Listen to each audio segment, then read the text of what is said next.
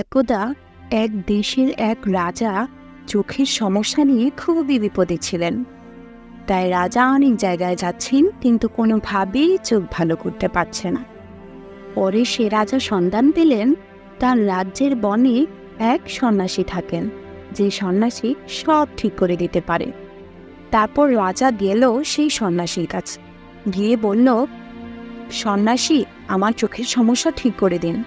সন্ন্যাসী দেখে বলল, রাজা, আমি আপনার সমস্যা বুঝতে পেরেছি।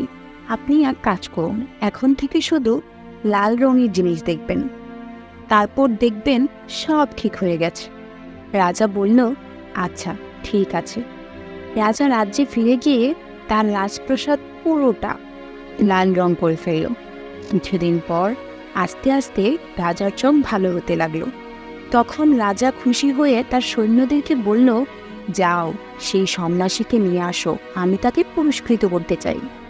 তারপর সন্ন্যাসী যখন আসলেন, তখন সৈন্যরা বালতি ভরে লাল রং দিয়ে তাকে ভিজিয়ে দিল। তারপর সন্ন্যাসী রাজার কাছে গেল।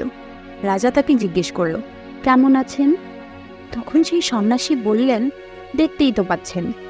তিনি আরও রাগান্বিত স্বরে বললেন, রাজা, আপনি কেন আমাকে লাল রং দিয়ে রাঙিয়ে দিতে বললেন? পরে রাজা বললেন, কেন, আপনিই তো বলেছেন লাল রং দেখতে, রং না দিলে পরে আপনাকে দেখলেই তো আমার চোখের সমস্যা হবে, তাই।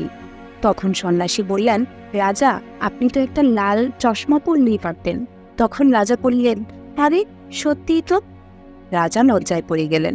তারপর সন্ন্যাসী বলল, দেখেছেন রাজা, আমরা সমস্যায় পড়লে আশেপাশের সব কিছু পরিবর্তন করতে চাই, কিন্তু সমস্যার সমাধান যে আমাদের ভেতরেই আছে তা লক্ষ্য করি না।